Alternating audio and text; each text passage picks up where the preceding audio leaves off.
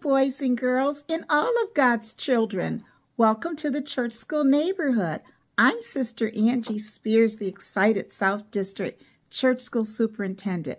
What a wonderful, wonderful lesson we have for you today. This is actually the last lesson of our fall quarter, and the title of the quarter has been Judah, from Isaiah to Exile. Today's lesson is coming from Ezekiel chapter 47, verses 1 through 9, and verse 12. And the title of today's lesson is Ezekiel's Vision of Hope. We've been studying Ezekiel for quite a bit, for at least this full month of November. Ezekiel is a prophet. Well, in today's lesson, the background is that the people they are in exile. That's not a good place to be. But God talks to the people through the prophet through the prophet Ezekiel, and gives him a vision which encourages the people to let them know the wonderful things that God has planned for them. And our very special word for today is hope. Hope. And it is actually Patches and Daisy who have wonderful, wonderful examples of hope. But before we give those examples, we also want to point out that this Sunday is the very first Sunday of Advent. Do you know what Advent is, children? Advent in the Christian church is when we look forward to Christmas Day, and we count out the 4 Sundays before Christmas. And the very first Sunday of Advent, which is this Sunday, the theme is hope.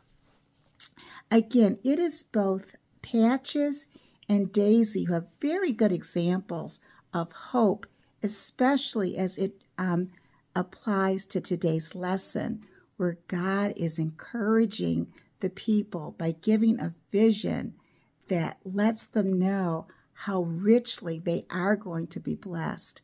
What did you want to share with us, Daisy? Daisy says that last year, the community college gives a beautiful Christmas program every year. Well, last year they decided that they were going to have praise dancers, and they were specifically looking for very young people from elementary school to try out. Daisy loves to praise dance. So Daisy tried out, but after she tried out, it took a good week or two before they got back to who they had accepted to be on the praise dance for this wonderful concert. Well, during this time, Daisy starts getting a little worried. Oh, what if I don't? I really wanted to do it. And what did Mrs. Taylor at church do? Mrs. Taylor is the music director, the one who gives Daisy piano lessons. Mrs. Taylor bought Daisy a beautiful, beautiful outfit for praise dancing. It looks like an angel. And when Daisy saw that outfit, what did you say, Daisy? She became very encouraged. So she would, even as she was waiting to find out if she made the team or not, she would praise dance at home. She even got to praise dance at church one day using the outfit. And Daisy got accepted to be on the praise team for the concert. Great job. Thank you for sharing that, Daisy. And again, it's about being encouraged while you're waiting. What did you want to share with us, Patches? Well, Patches says that this is really a story about his cousin. Remember his cousin Tommy, who is a fantastic basketball and football player? Tommy says that when he was about, high school, just going into high school, he was very concerned at that time if he was going to make the high school basketball team, because now you had the best players from the different junior highs schools that were going to be all trying to get on that team. And when he did the tryout, again, almost like Daisy, he was very concerned. Am I going to make it or not? And what did Grandpa do? Grandpa bought Tommy a beautiful basketball, a really nice one, and it encouraged Tommy. So while he's waiting, he's playing with the basketball, and he's playing basketball out back at Grandpa's. And we all know Tommy did get chosen for the team. Not only did he get chosen, he became the MVP by his second year of high school. And now we know he's playing for college. Great examples, Daisy and Patches. Thank you so very much for sharing. So again, in today's lesson, it is God who goes to the prophet Ezekiel and gives him something to share with the people that encourages them. What does God share with them? Let's go to our memory verse, which is Ezekiel 47:12.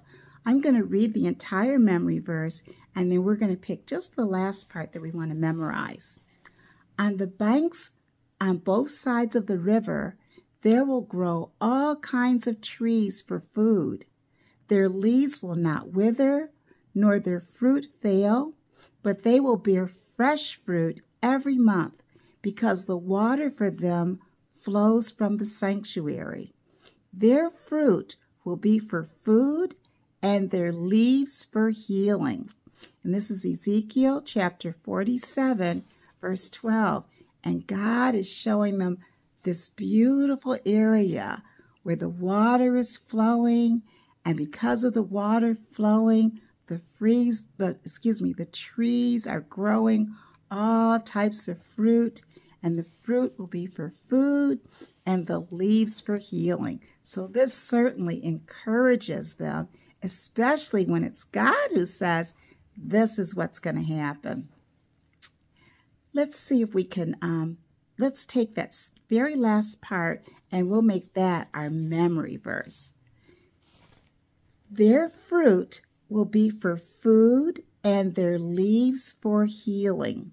Talking about the trees. Let's say that again. Their fruit will be for food and their leaves for healing. Do you think you can fill that in when some of the words are missing? Let's see. Their fruit will be for food and their leaves for healing. Excellent, wonderful job. And I know you're going to appreciate this lesson in your church school class. And I know you're also going to appreciate as you learn more about Advent and hope. We trust that you will join us on next Sunday. Next Sunday begins our winter quarter, and the theme for the quarter will be Enduring Beliefs of the Church. Our first lesson for next week is God's Word, and it comes from Psalm chapter 19 and 2 Timothy chapter 3. We know you're going to be blessed. So God be with you. God bless you. Bye-bye.